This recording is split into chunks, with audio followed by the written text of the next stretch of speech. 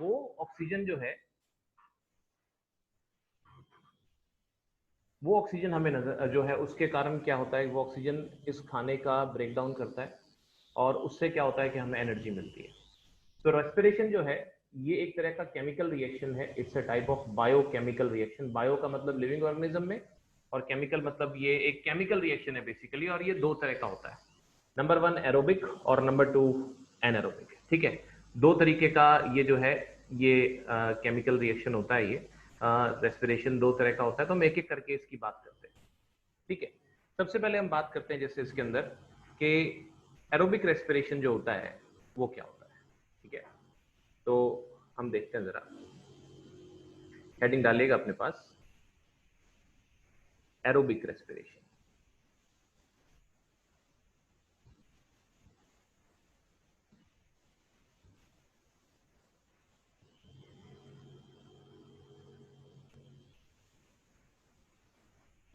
ठीक है, तो एरोबिक रेस्पिरेशन की जब आप बात करेंगे, इसमें जो है जो बातें अपने को ध्यान रखनी है वो क्या है, जैसे मैं आपको पॉइंट्स में लिखवा देता हूं।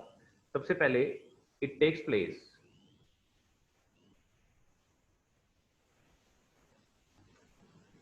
इन दी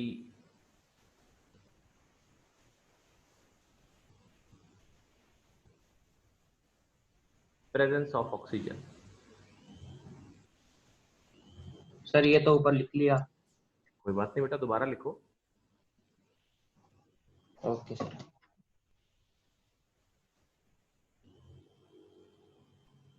ठीक है, दूसरी बात, इसमें क्या होता है कि it produces more energy.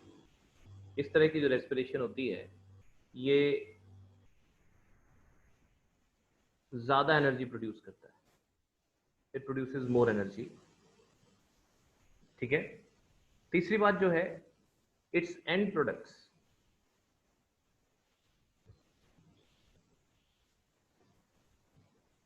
Are carbon dioxide, water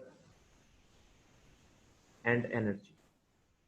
इसके जो एंड प्रोडक्ट्स होते हैं वो होते हैं carbon dioxide, water and energy. It takes place in most of the organisms. जितने भी ऑर्गेनिजम्स हैं अधिकतर में इसी तरह की रेस्पिरेशन होती है।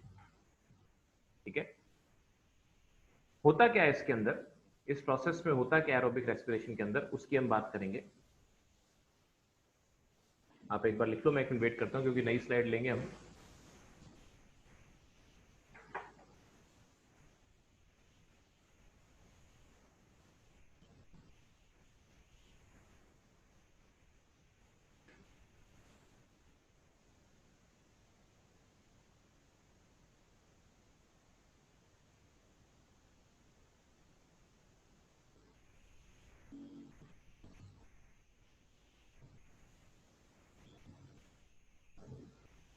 ओके, तो अब देखिए क्या है कि इसमें हम आगे बढ़े तो इसमें क्या चीज आती है कि इसका प्रोसेस समझें अपने, अगर कि एरोबिक रेस्पिरेशन में होता क्या है, तो उस प्रोसेस को हम समझते हैं। इसके अंदर क्या होता है, इन aerobic respiration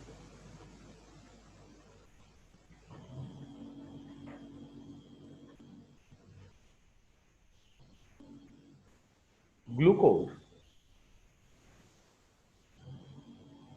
is converted into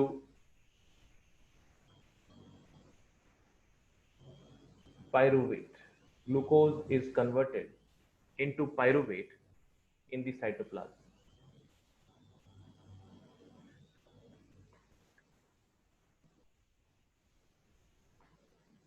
ठीक है, इसमें आप लिख सकते हैं इसके अंदर कि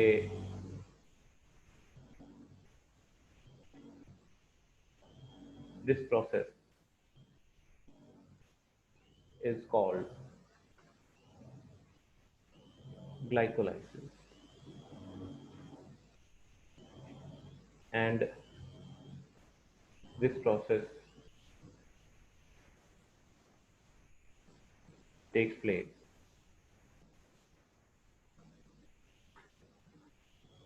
in absence of oxygen। मतलब यहाँ से जो है पायरुवेट नाम की चीज बने ग्लूकोज से, तब तक जो है यानी ग्लूकोज से पायरुवेट बनता है ये।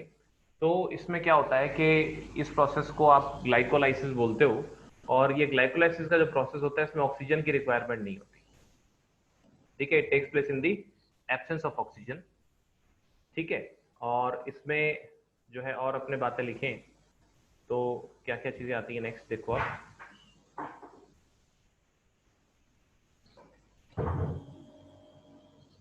ये होता कहाँ है साइटोप्लाज्म में? It takes place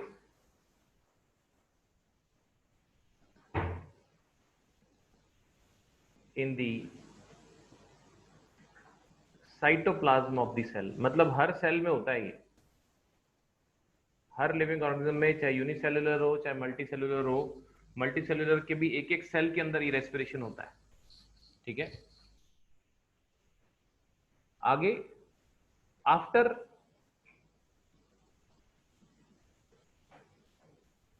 glycolysis the pyruvate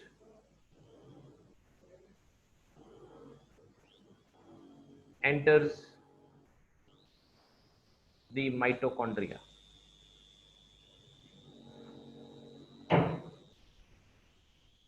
enters the mitochondria and in the presence of oxygen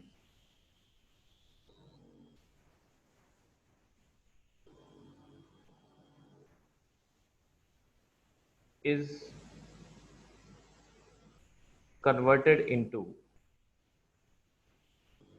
carbon dioxide, water and energy। ठीक है, by the processes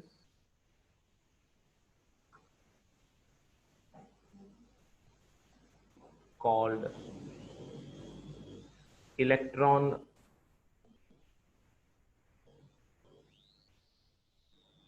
transport chain and Krebs cycle। थोड़ा थोड़ा जैसे जो ग्रीन में ना थोड़ा सा एक्स्ट्रा एडिशनल में आ गया, तो ये जो है मैं आपको बता रहा हूँ।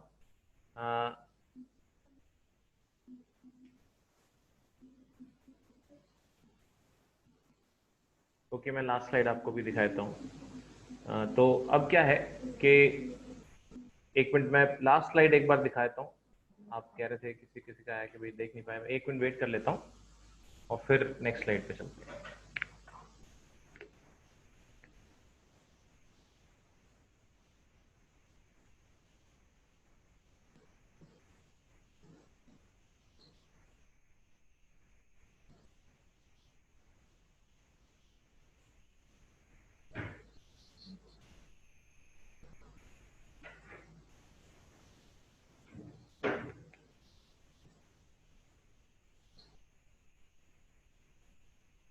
ओके, लिख लिया? Yes sir. तो अब देखो क्या है, इसके अंदर हम जो बात कर रहे थे कि एरोबिक रेस्पिरेशन में यहाँ पर जो है पहला जो प्रोसेस होता है वो क्या होता है, वो होता है ग्लाइकोलाइसिस। ठीक है, ग्लाइकोलाइसिस में होता क्या है कि जो ग्लूकोज है, ग्लूकोज पायरुवेट नाम के एक कंपाउंड में चेंज हो जाता है, और इस प्रोसेस में ऑक्सीजन की जरूरत नहीं होती। और ये कहाँ होता है? साइटोप्लाज्म में होता है। सेल के कौन से पार्ट में होता है? साइटोप्लाज्म में। ये जो मैंने बोल्ड करी सारी बातें आपको याद रखनी पड़ेंगी। ठीक है, फिर जब पायरुवेट बन जाता है, एक्चुअली क्या होता है कि जो ग्लूकोज होता है ना, ग्लूकोज तो होता है 6 कार्बन एटम्स का एक कंपाउंड। ग्लूकोज जो है उसमें 6 कार्बन एटम होते हैं। फिर ये टूटना शुरू होता है तो पायरुवेट जो होता है वो 3 कार्बन एटम वाला होता है। और फिर फाइनली जब कार्बन डाइऑक्साइड बनता है तो उसमें एक ही कार्बन होता है। आपको पता ही है कार्बन डाइऑक्साइड में तो एक ही कार्बन होता है।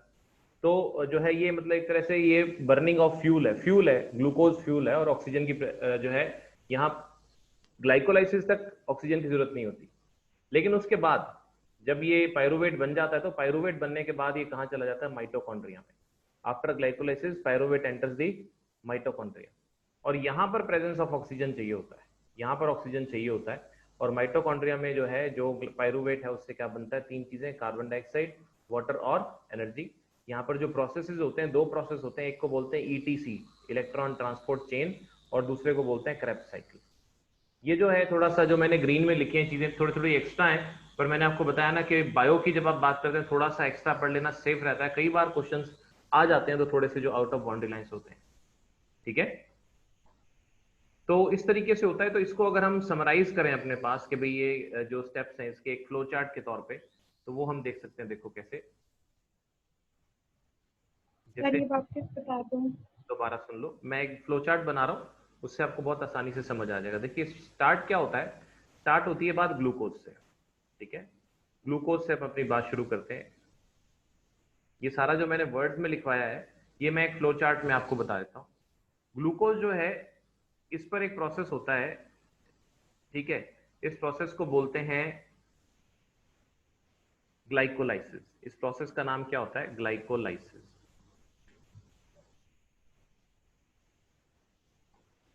ग्लाइकोलाइसिस, इस प्रोसेस को ग्लाइकोलाइसिस बोलते हैं। और ये प्रोसेस कहाँ होता है, occurs in cytoplasm.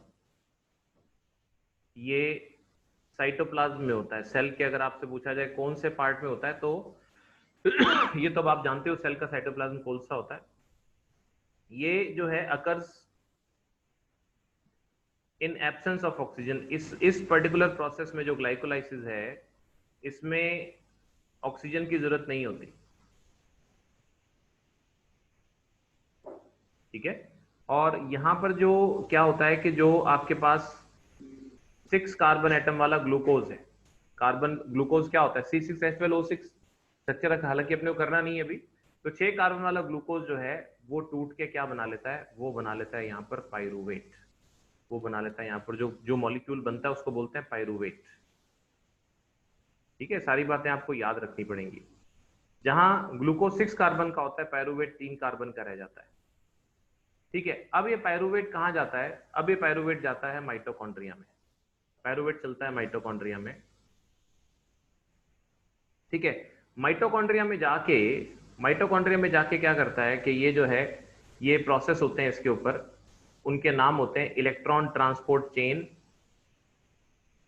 And Krebs cycle. Krebs cycle scientist के नाम पर है।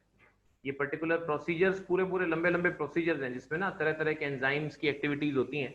तो वो आप जब हायर क्लासेस में जाते हो तब आप पढ़ते हो, ग्लाइकोलाइसिस में कई तरह के एंजाइम्स होते हैं, इलेक्ट्रॉन ट्रांसपोर्ट चेन और क्रेब्स साइकिल में जो भी एंजाइम्स वगैरह होते हैं उनकी स्टडी, डीपर स्टडी आप हायर क्लासेस में करते हो, ठीक है। तो जैसे डाइजेशन की तो थोड़ा थोड़ा एंजाइम्स आपने पढ़े, इसके एंजाइम्स अपने को पूरे नहीं पढ़ने, ठीक है। ये कहाँ होता है, ये होता है अकर्स इन माइटोकॉन्ड्रिया। ये होता है सेल के कौन से हिस्से में, माइटोकॉन्ड्रिया में, ठीक है ना। और ये जो है occurs in presence of oxygen. तो एक्चुअली ऑक्सीजन इस प्रोसेस के लिए चाहिए होता है। केमिकल रिएक्शन जो ये है, जो बेसिकली जहां ऑक्सीजन कंज्यूम होता है, वो अब पायरुवेट से कार्बन डाइऑक्साइड और वाटर और एनर्जी बनाने में जाता है।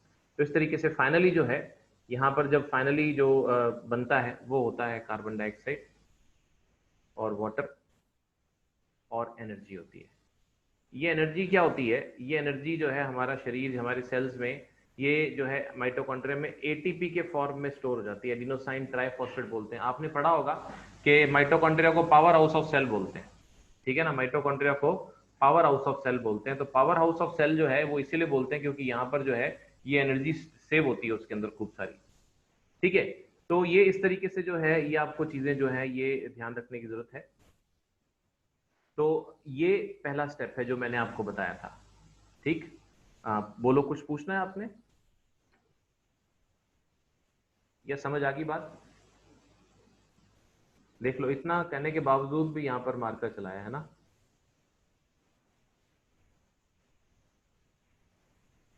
बहुत ही गलत बात है।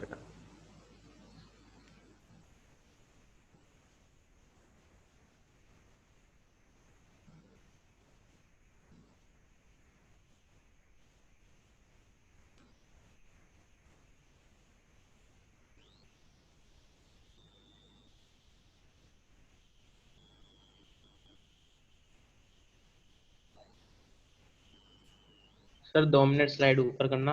हाँ हाँ लीजिए।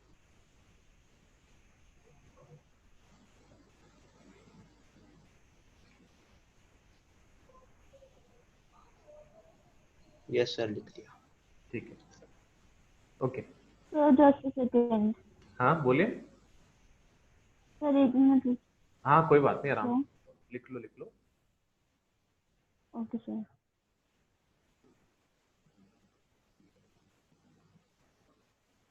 सर हो गया। चलिए बोलो। ओके तो अब देखिए क्या है, इसी तरीके से जो है दूसरा, जैसे ये अपने क्या है अब इतना, जैसे एरोबिक रेस्पिरेशन जो है ना, एरोबिक रेस्पिरेशन में इससे ज्यादा कुछ नहीं पूछा सकता। अगर आपने ये पॉइंट्स अपने पास याद कर लिए सारे तो दैट्स इट, ठीक है ना। इससे बाहर आपके लिए कुछ नहीं आएगा, ठीक। अब देखिए क्या है कि इसके अंदर अपन बात करें, जैसे दूसरा आता है इसके अंदर जो, वो है एनारोबिक रेस्पिरेशन। ठीक है, एनारोबिक रेस्पिरेशन की अगर आप बात करोगे ना, तो ये कंपैरेटिवली मतलब कॉमन नहीं है इतना। ये अगर इसको हम देखेंगे कहाँ होता है, तो जैसे कुछ कम स्पीशीज में होता है या कम ऑर्गेनिजम्स पे होता है। जैसे यीस्ट होता है, उसके अंदर होता है। यीस्ट एक तरह का फंजाई होता है, तो ये एब्सेंस या लैक ऑफ ऑक्सीजन में होता है, ठीक है। तो मतलब जैसे लैक ऑफ ऑक्सीजन में तो हमारे सेल्स में भी हो सकता है ये। जब कई बार मस्कुलर एक्टिविटी बहुत ज्यादा होती है तो हमारे शरीर को क्या है, ऑक्सीजन की कमी हो जाती है। तो उस केस में मतलब एक तो एब्सेंस ऑफ ऑक्सीजन और एक लैक ऑफ ऑक्सीजन, दो अलग अलग चीजें होती हैं, ठीक है। तो इसको हम जो है इस तरीके से जो है इसमें देखते हैं अपने। तो एनारोबिक रेस्पिरेशन के बारे में अपने लिखें तो क्या क्या चीजें लिख सकते हैं अपने, देखिए।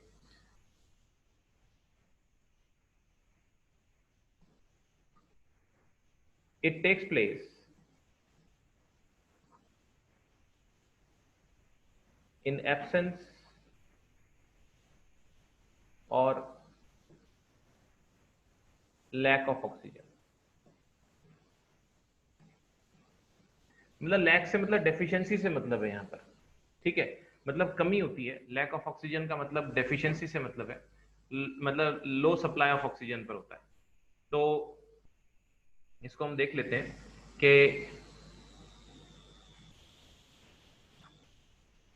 इन the absence of oxygen,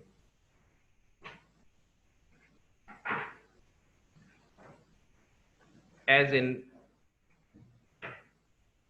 yeast cell. Yeast एक तरह का फंजाई होता है, ठीक है।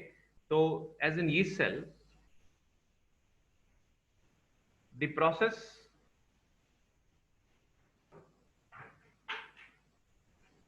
of glycolysis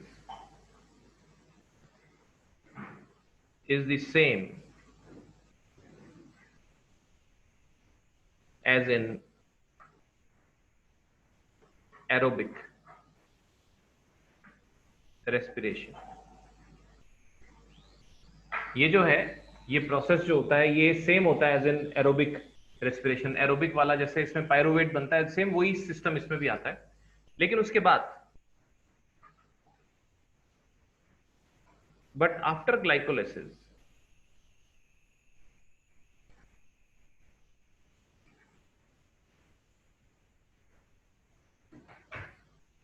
unlike aerobic respiration,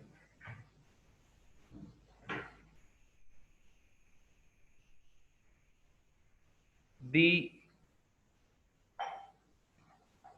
pyruvate formed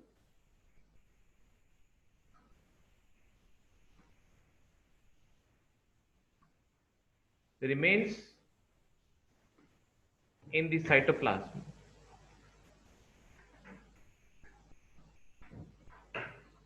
and by the process of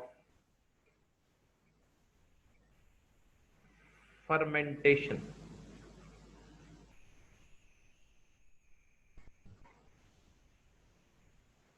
ठीक है, ethanol and carbon dioxide.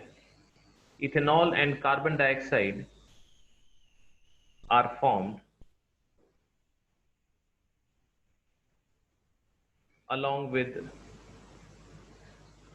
energy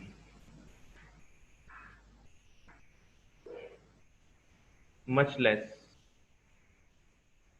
than the energy released in aerobic respiration.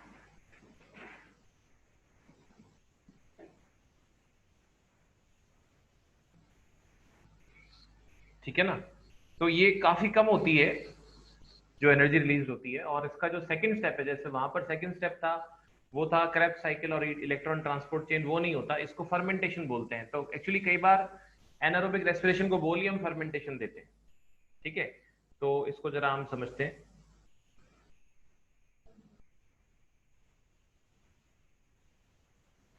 इसको भी अगर मैं एक फ्लो चार्ट के तौर पे आपको बना के दिखाऊं, देखिए कैसे दिखेगा ये। कि सबसे पहले तो आपके पास इसमें भी कहानी तो शुरू होती है ग्लूकोज से ही। ठीक है, ग्लूकोज से शुरू होती है, वही 6 कार्बन एटम का मॉलिक्यूल है। और जो है जो प्रोसेस होता है वही सबसे पहले जो है ये ग्लाइकोलाइसिस, इस प्रोसेस को ग्लाइकोलाइसिस बोलते हैं। ठीक है, और occurs in absence of oxygen, oxygen नहीं चाहिए होता है। ये कहाँ पर होता है? In cytoplasm. ये प्रोसेस बिल्कुल सेम जैसे एरोबिक में था। लेकिन अब क्या होता है कि जो पायरुवेट बनता है ना, जो पायरुवेट बनता है, इसमें यहाँ पायरुवेट बनने तक की प्रक्रिया तो सभी तरह की रेस्पिरेशन में सेम होती है, चाहे एरोबिक चाहे एनारोबिक में। एरोबिक एनारोबिक सब में एक जैसी होती है। अब अंतर आता है। अब क्या होता है कि ये जो पायरुवेट होता है ना, ये पायरुवेट जो है ये आगे, जैसे एरोबिक में तो क्या हुआ था, एरोबिक में तो ये चला जाता है कहाँ पर? एरोबिक में चला जाता है ये माइटोकॉन्ड्रिया में। यहाँ पर ये माइटोकॉन्ड्रिया में नहीं जाता, ये साइटोप्लाज्म में ही होता है। ठीक है, साइटोप्लाज्म में ही रहता है। इस प्रोसेस को आगे हम बोलते हैं फर्मेंटेशन।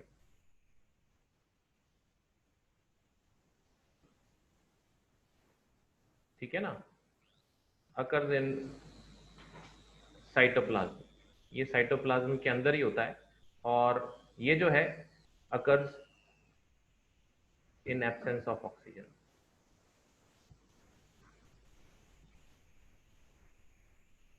ठीक है ना? ये जो है लैक ऑफ ऑक्सीजन में होता है। तो इससे क्या होता है कि जब इससे जो प्रोडक्ट्स बनते हैं वो क्या क्या होते हैं, जब इस तरह का फर्मेंटेशन होता है तो फाइनली जो प्रोडक्ट्स बनते हैं वो प्रोडक्ट्स होते हैं, वो मतलब कार्बन डाइऑक्साइड वाटर ना होकर क्या होते हैं? इथेनॉल। इथेनॉल वैसे अल्कोहल होता है एक प्रकार का, और इसमें जो है साथ में कार्बन डाइऑक्साइड बनता है और साथ में एनर्जी बनती है। लेकिन वो एनर्जी वो भी एटीपी के फॉर्म में ही बनती है, लेकिन वो मच लेस होती है as compare to aerobic. Ethanol का फॉर्मूला अगर आप जानना चाहें तो इसको C2H5OH इसका फॉर्मूला होता है। इथेनॉल को जो है इथाइल अल्कोहल भी कह देते हैं, इथेनॉल को इथाइल अल्कोहल भी नाम दे देते हैं, इथाइल अल्कोहल। ठीक है, तो ये बनती है ये। तो ये जो है फर्मेंटेशन का प्रोसीजर होता है। और ये जो इसका एग्जांपल जो है वो यीस्ट सेल है। यीस्ट सेल के अंदर आप इसमें जो है इस तरह का जो एनारोबिक रेस्पिरेशन देखते हैं। ठीक है, तो ये आप लिख लीजिए, फिर मैं एक मिनट वेट करता हूँ, फिर आगे बढ़ता हूँ। सर ये आपने C2H5OH लिखा है? हाँ जी, C2H5OH, C2H5OH। इसका स्ट्रक्चर अगर एलेबोरेटेड बनाए ना, साइड में कहीं बनाऊं मैं, या पहले इसको तो आपके लिए ये C2H5OH।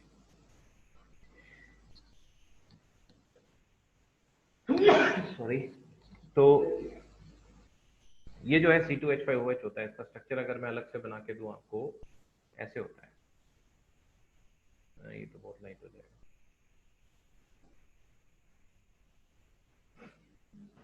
ये कार्बन होता है। हाँ जी, बोलो बेटा।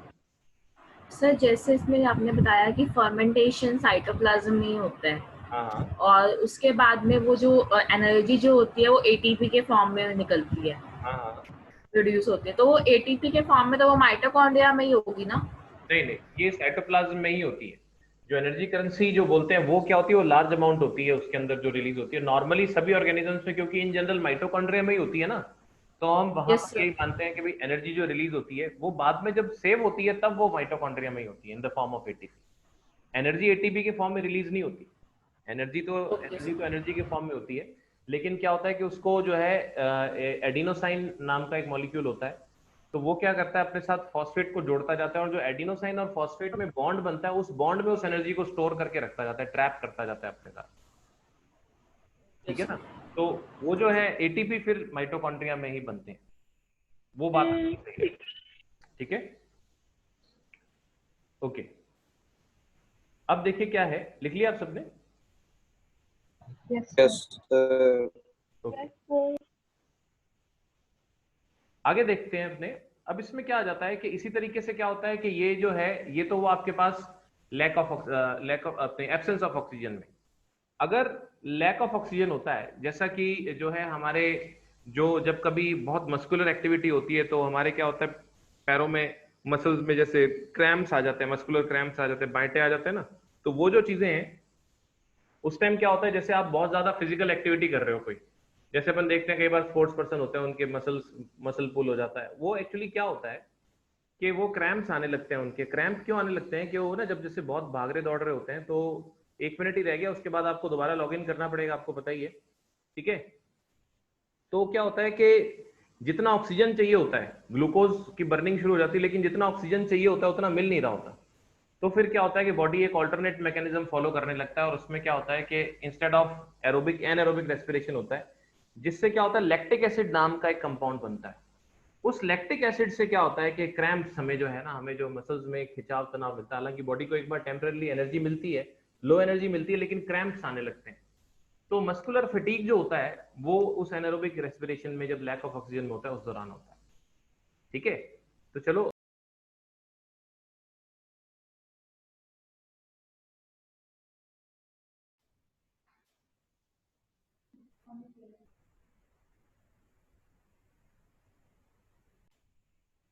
ओके। तो अब इसमें क्या है कि अपने जब अपने बात करें इसके अंदर के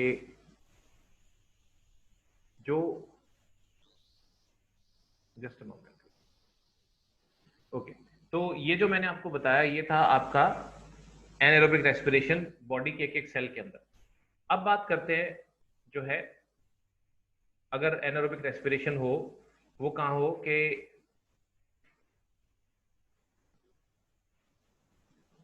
जो मसल सेल्स में मैंने आपको बताया। ठीक है, तो उसकी बात करते हैं।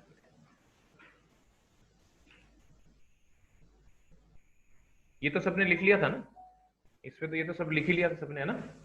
यस तो देखो क्या है कि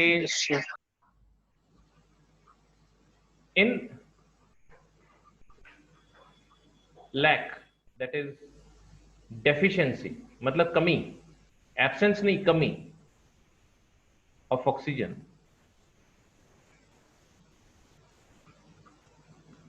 as in muscle cells during excessive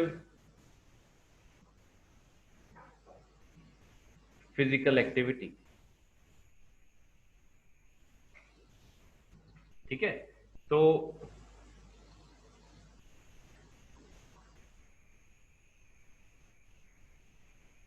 anaerobic respiration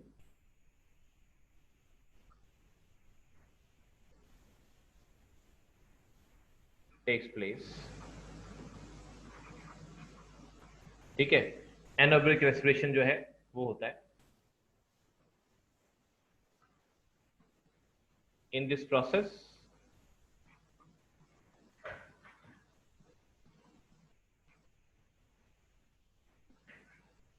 formation of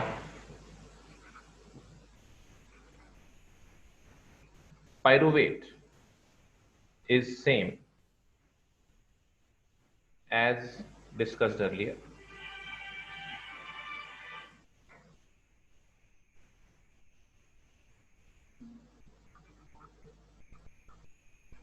but during this process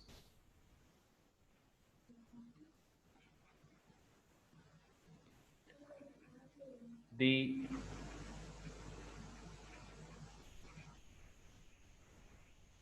pyruvate formed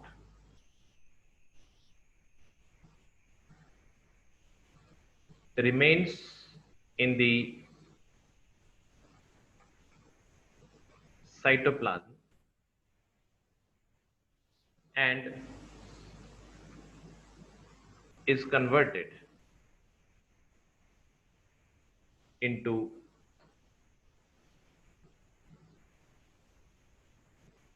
lactic acid and energy. ठीक है, इसमें क्या होता है कि जो है बनती क्या चीज है, वो बनती है लैक्टिक एसिड बनता है उसके अंदर।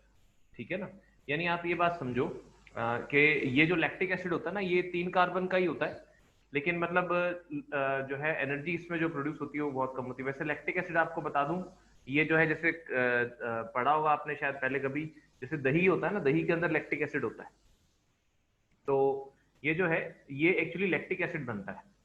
तो the lactic acid produced causes muscular fatigue, थकान, क्रैम्प्स भी आ जाते हैं इसमें, ऐंठन आ जाती है ना पैरों में, तो ये जो है ये लैक्टिक एसिड के कारण होती है। ठीक है, इसको अगर हम समझने की कोशिश करें कि इसको भी उसी तरह से एक फ्लो चार्ट बनाने की कोशिश करें अगर हम, तो इसका फ्लो चार्ट कैसे बनेगा कि सबसे पहले तो वही सिस्टम के शुरू होगा ग्लूकोज से, जो कि एक 6 कार्बन का मॉलिक्यूल है, और इसका वही प्रोसेस होगा जो है ग्लाइकोलाइसिस,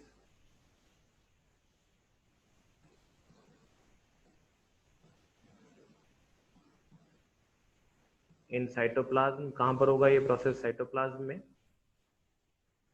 और इन एब्सेंस ऑफ ऑक्सीजन।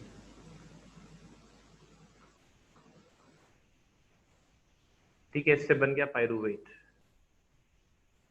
जो कि 3 कार्बन का है।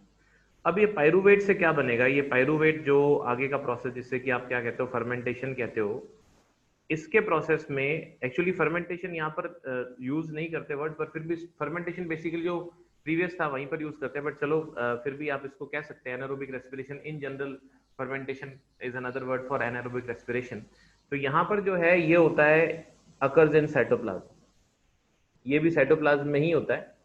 तो एरोबिक में पायरूवेट जो है वो माइटोकॉन्ड्रिया में जाता है, लेकिन एनारोबिक में ये साइटोप्लाज्म में ही रहता है, और ये जो होता है occurs in lack of oxygen, oxygen की कमी में होता है। एक तो एब्सेंस होता है, एक कमी होता है। ठीक है, और इससे क्या बनता है आपके पास? लैक्टिक एसिड, लैक्टिक एसिड, और फिर वही एनर्जी साथ में बनती है जो कि एटीपी के फॉर्म में फिर स्टोर करी जा सकती है। तो वो जो है इस तरीके से लैक्टिक एसिड बनता है।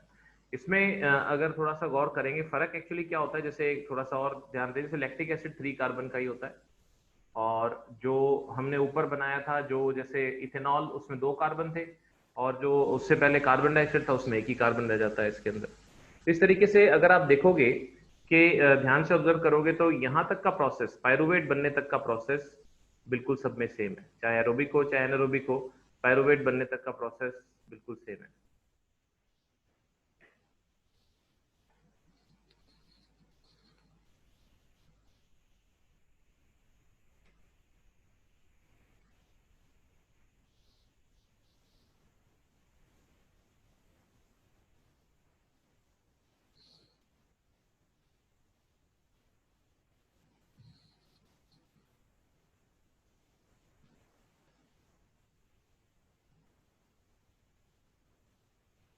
ठीक है,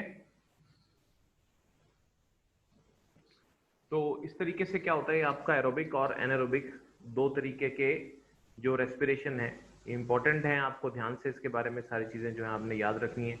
जो जो मैंने बताई, ये जो फ्लो चार्ट है अंश पूछे थे भी याद करने की शॉर्ट ट्रिक, तो देखो बड़ा आसान हो जाता है कि पायरोवेट तक का तीनों प्रोसेस शब्दों में लिखने की जगह आप फ्लो चार्ट याद कर लो। तो पायरोवेट तक का तो सब में सेम ही है, उसके बाद तीनों प्रोसेस में अलग अलग हैं, तो वो आपको थोड़ा याद करने पड़ेंगे, है ना। तो ये जो है अलग अलग पाथवेज जो हो जाते हैं उनके बारे में हम बात कर रहे हैं यहाँ पर। ये आप लिख लो, फिर हम आगे बढ़ते हैं।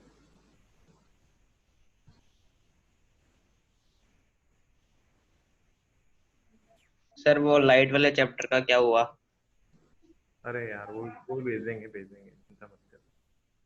सर प्रॉमिस टूट गया। कोई नहीं, प्रॉमिस बनते ही तोड़ने के लिए है, भेज दूंगा। नेक्स्ट टेस्ट की ओके तैयारी सर। कर लें, अगले टेस्ट की तैयारी तो कर लें। सर वो मैंने नोट्स में क्वेश्चन लिखा हुआ है ना, इम्पोर्टेंट सा था, आया नहीं था, तो फिर मैं चाह रहा था एक बार वो खत्म हो जाए ना काम। क्या चीज समझा नहीं मैं। जो टेस्ट वाले क्वेश्चन में से 2-3 क्वेश्चन नहीं आते थे ना, तो मैंने उसको नोट्स में लिखा हुआ है। अच्छा, कोई बात नहीं, मैं करवाता हूँ। अभी मैं क्या कह रहा था, टेस्ट कब दें फिर अपने, आज क्या डे है, आज थर्सडे, आज सैटरडे को टेस्ट रख लें, ठीक है। यस। Yes sir. तो सैटरडे को जितना भी अपना कल तक हो जाएगा सिलेबस, ठीक है, आज थर्सडे है ना, फ्राइडे सैटरडे को जितना भी अपना कल तक सिलेबस हो जाएगा उसका टेस्ट, ठीक है। तो ओके सर। अब देखिए जो है हम बात करते हैं रेस्पिरेटरी सिस्टम की बात करते हैं, ठीक है। लिख लिया होगा सबने, तो हाँ जी ठीक है।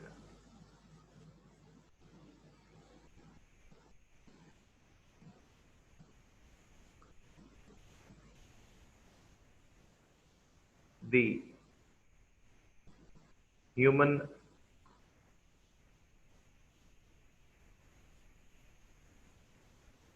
Respiratory system,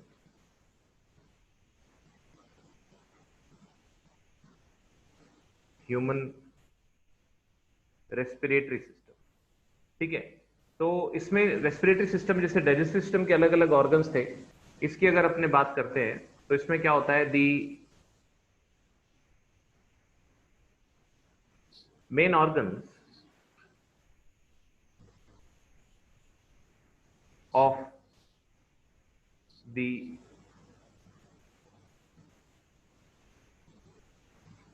respiratory system are nostrils, nasal cavity, pharynx, larynx,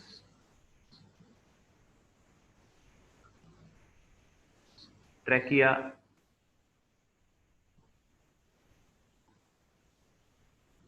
bronchi,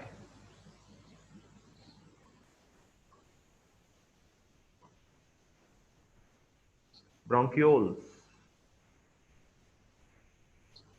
lungs and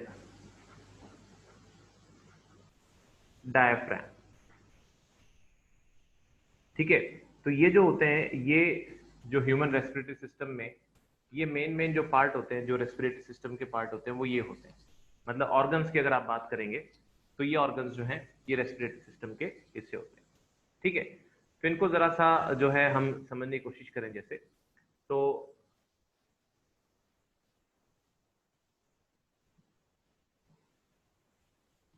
देखिए सबसे पहले जैसे क्या होता है कि नेजल कैविटी होती है,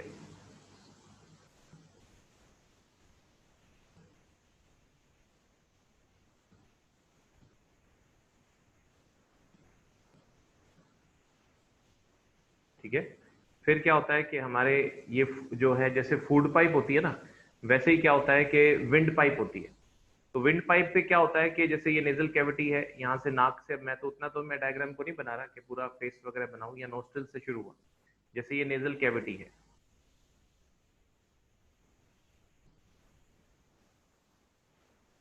ठीक है।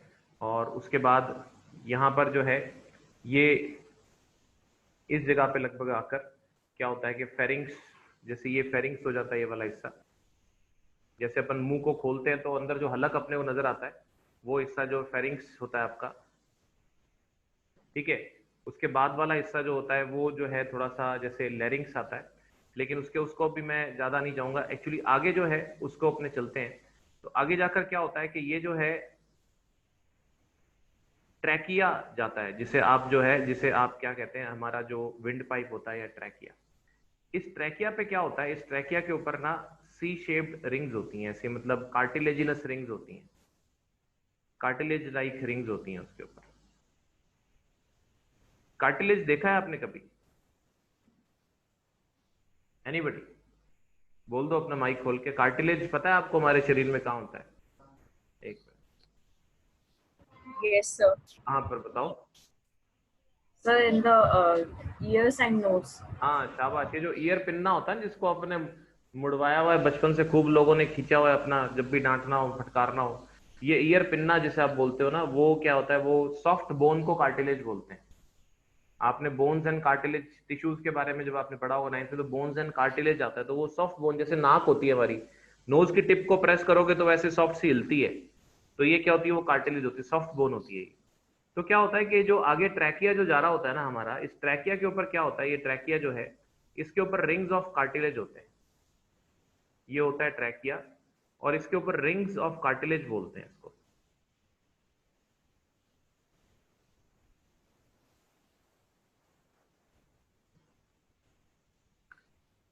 ठीक है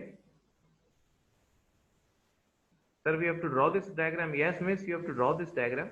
पर चलो आज थोड़ा सा टाइम आउट हो रहा है, तो एक बार अपन इतना ही करते हैं, इसको कल फिर अपने कंटिन्यू करेंगे। आज एक बार इतने डायग्राम आधा बना लो, बाकी फिर अपने कल करेंगे। और प्लीज जो भी है थोड़ा सा अपना मन लगा के खूब अच्छे से पढ़ो, ठीक है। और इसको जो है टेस्ट की जहां तक है